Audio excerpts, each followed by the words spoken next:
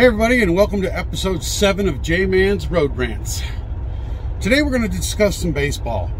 Now, just an incident that happened today during the Cardinals game that I noticed, where with two batters on, Kwang Kim had to have a mound visit with his catcher. Now, Kwang Kim is from Korea, so he has to have an interpreter.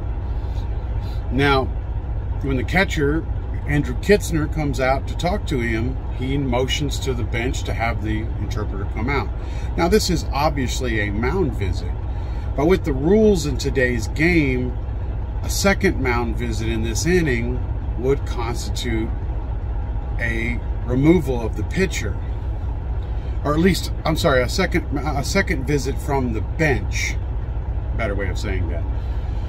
So when he loaded the bases up, now with no outs, the pitching coach for the St. Louis Cardinals came out. He was stopped by the umpire before he crossed the line, and there was a discussion being made on whether or not this is a removal of the pitcher, since the interpreter came out when the catcher had to have a mound visit. And after some delayed in conversations with all four umpires, they went ahead and agreed to allow St. Louis to go ahead and go talk with their pitcher, with the pitching coach and the interpreter. Then the Mets, I guess, challenged it. We didn't get really a full ruling on that, and the Cardinals were allowed to withhold that. Now, my question is, if there's a problem with this, you have an interpreter so that whichever player can't understand the language can. So to me, it doesn't make sense that they would qualify that as a visit to the mound from somebody from the dugout, because it's not a pitching coach coming out, it's not the manager coming out, it's an interpreter, and he would still come out obviously when the manager or the pitching coach came out. So this to me is kind of a dumb rule that they need to work on in baseball.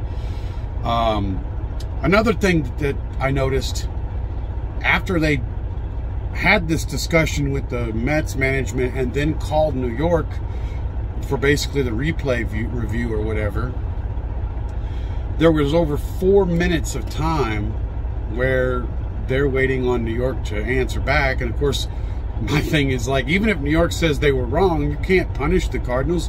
The umpires allowed them to do it. At best, all they could do is say, we made a mistake, but you get the freebie.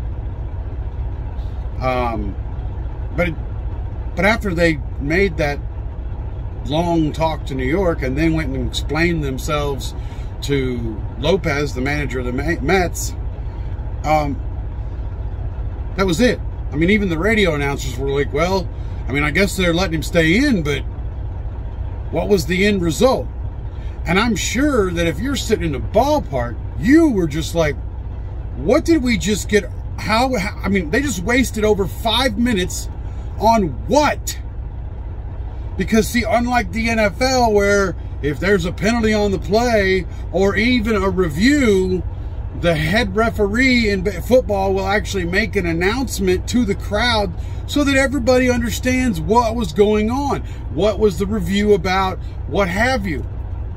In baseball, they don't do that.